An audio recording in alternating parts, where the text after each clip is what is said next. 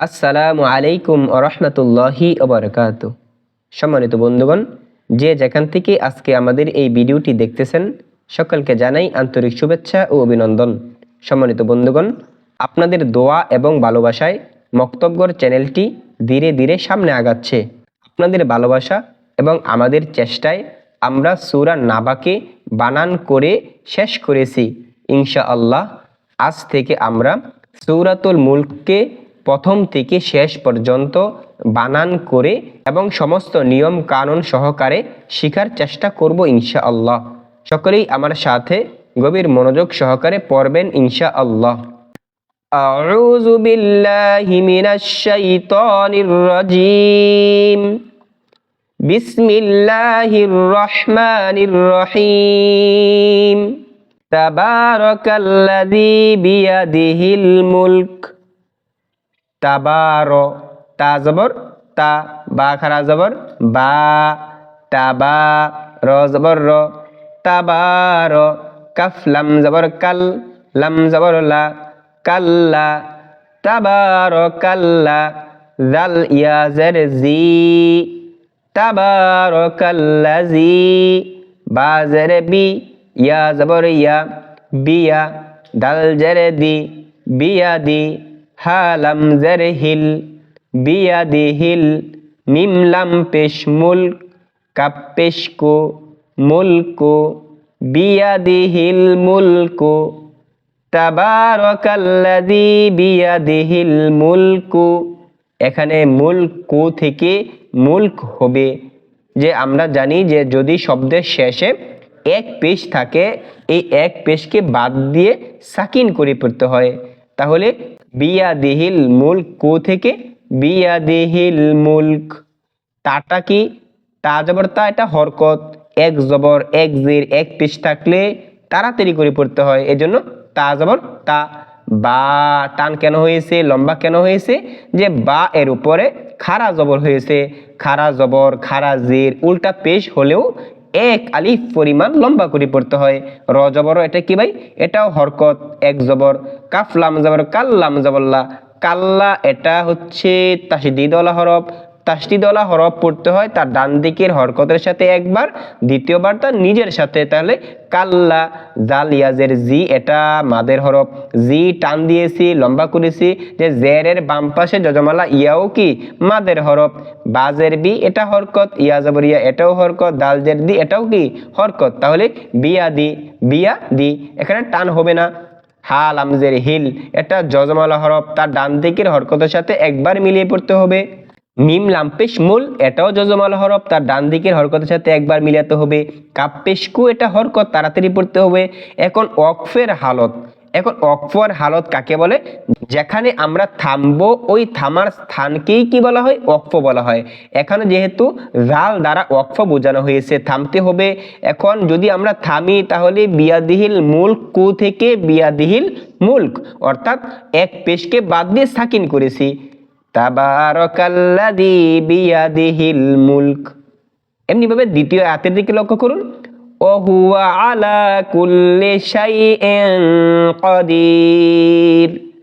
ও হুয়া, ওয়াও জবর ওয়া, এটা টান হবে না কারণ এটা হরকত। হাফেশু, এটা কি টান হবে না, এটাও হরকত। ওয়াও জবর ওয়া, এটাও হরকত। তাহলে ও হুয়া, একটা হরফেও কি টান করিনি। আইন জবর আ, লাম ইয়া খারা জবর লা, এটা হচ্ছে মদের হরফ, লামের উপর খাড়া জবর এসেছে। ও হুয়া আলা, কাফ লাম পেশ কুল, লাম জেল্লি, কুল্লি। কুল্লিটা তাসদীদ ওয়ালা হরফ, তার ডান দিকের সাথে একবার, নিজের সাথে একবার, কুল্লি। ও হুয়া আলা কুল্লি শাইইন, এখানে শিন ইয়া জবর শাই, এটা যজমালা হরফ। এখন খেয়াল করুন, হামজার নিচে দুই জের, দুই জেরকে তানভিন বলে। দুই জবর দুই জের দুই পেশকে তানভিন বলে। এখন তানভিন পড়ার একটি নিয়ম হচ্ছে, নুন সাকিন অথবা তানভিনের পরে যদি আটটি হরফ ব্যতীত যে কোনো হরফ আসবে গুণনা করতে হবে। নুন সাকিন অথবা তানভিন। এখন তানভিন দুই জের হতে পারে, দুই জবর হতে পারে, দুই পেশ হতে পারে। তানভিনের পর যদি আটটি হরফ ব্যতীত বাকি হরফগুলো আসে তাহলে গুণনা করতে হবে। যে আটটি হরফ কি কি? হামজা, হা, আইন হা গইন খ এবং র লাম, এই 8টি হরফ ব্যতীত যে কোনো হরফ আসবে তো গুণনা করতে হবে। এখানে যেহেতু 8টি হরফ থেকে কোনো হরফ আসেনি, অন্য হরফ এসেছে, তাহলে এখানে গুণনা করতে হবে। গুণনা কাকে বলে? যে নাকের সাথে বাজিয়ে পড়তে হবে। কুল্লি শাই এন বলতে হবে। হামজা দুইজের ইন হয়, আমরা মূলত শিখেছি হামজা দুইজের ইন।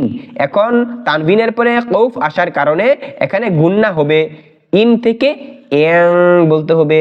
শাই এন কদির, কৌফ জবর ক, এটা হরকত। দালিয়াজের দি, এটা মাদের হরফ। র পেশরু, এটা হরকত।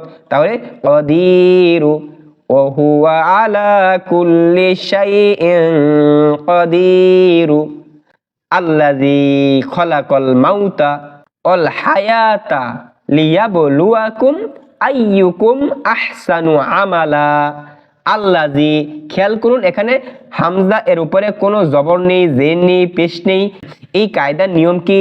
যদি এরকম আসে যে শব্দের শুরুতে আলিফ লাম এসেছে, আলিফের উপর জবর নেই, জেরও নেই, পেশে নেই, তখন ওই আলিফকে জবর দিয়ে পড়তে হবে। যখন আলিফ খালি থাকবে তখন আলিফকে জবর দিয়ে পড়তে হবে। তাহলে হামজা লাম জবর আল, লাম জবর লা, আল্লাহ। দালিয়াজের জি, আল্লাহ জি। আল্লাহটা তাসদীদওয়ালা হরফ, জিটা মাদের হরফ। জেরের বাম পাশে জজমালা ইয়া হয়েছে। খলাকল মাউতা, খ জবর খ, লাম জবর লা, খলা, দুটোটাই হরকত, তাড়াতাড়ি পড়তে হবে। কফ লাম জবর কল। এখন খলাকল মাউতা, মিম ওয়াও জবর মাউ, তা জবর তা, মাউতা। আল্লাযী খলাকল মাউতা, ওয়াও লাম জবর ওয়াল, হা জবর হা, অল হা। ইয়া খারা জবর ইয়া, অল হায়া, তা জবর তা, অল হায়াতা। আল্লাযী খলাকল মাউতা অল হায়াতা, লাম জেলি ইয়া, বা জবর ইয়াব, লিয়াব, লাম পেশলু, ওয়াও জবর ওয়া, লুয়া, লিয়াবু লুয়া, কাপ মিম পেশ কুম, লিয়াবু লুয়া কুম।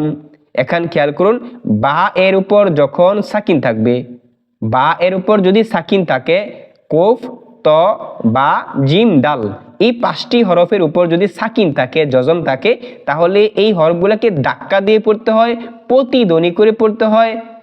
কেমন?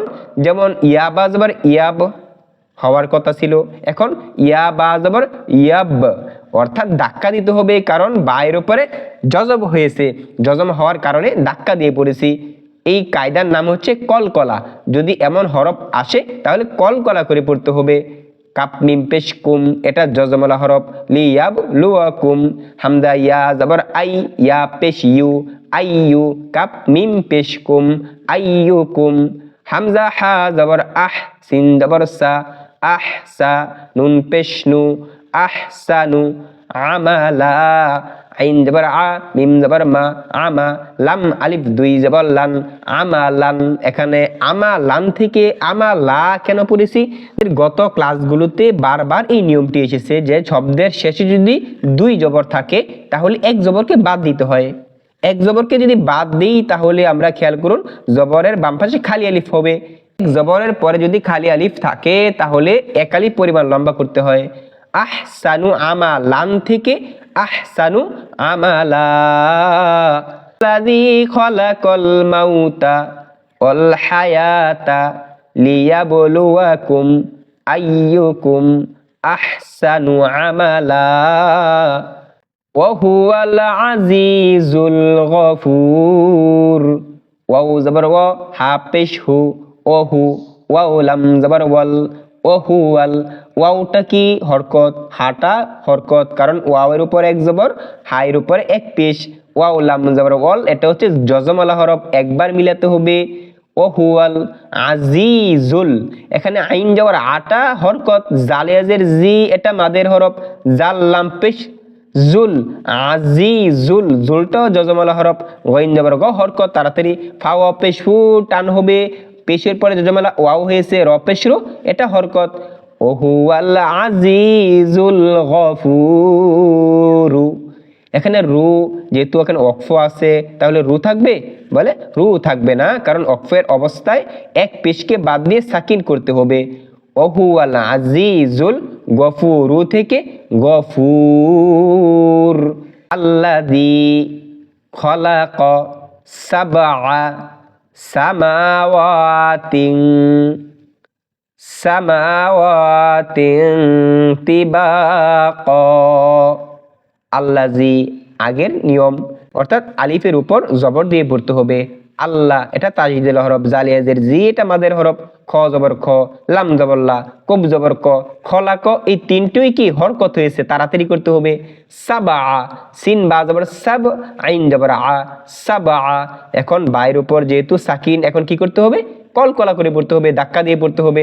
সাবা, আইন জবর আ এটা হরকত, সিন জবর সা এটাও হরকত, মিম খারা জবর মা, ওয়াও খারা জবর ও, সামা ও, তা দুইজের তিন, সামা ও তিন হওয়ার কথা ছিল, তা দুইজের তিন ছিল, তা দুইজের তিন। এখন তিনকে তিয়াং বলতে হবে, কারণ তানবিনের পরে তো এসেছে। হামজাহা, আইনহা, গইন, খ, র, লাম, এই 8টি হরফ ব্যতীত যেহেতু অন্য একটি হরফ, সুতরাং এখানে গুণনা করতে হবে। সামাওয়াতিন তিবাক, বা টান হয়েছে, ক টান হয়েছে, যে জবরের বাম পাশে খালি আলিফ, এখানেও জবরের বাম পাশে খালি আলিফ। আমরা দুইটি জবর দেখতেছি, যে অকফের হালতে দুই জবর থেকে এক জবর বাদ দিতে হবে, এক জবর বাদ দিলে আর এক জবর থাকবে, এখন এক জবরকে লম্বা করে পড়তে হবে। সম্মানিত বন্ধুগণ, আমরা যদি প্রতিনিয়ত এমনি ভাবে 3 আয়াত 4 আয়াত করে পড়তে পারি, আমি আশা করি আমরা সকলেই কোরআনুল কারীমকে শুদ্ধভাবে পড়তে পারবো, আমাদের যদি চেষ্টা থাকে। এর জন্য সকলের প্রতি অনুরোধ, সকলেই বেশি করে মেহনত করবেন, ইনশাআল্লাহ আপনিও কোরআনুল কারীমকে শুদ্ধভাবে পড়তে পারবেন ইনশাআল্লাহ।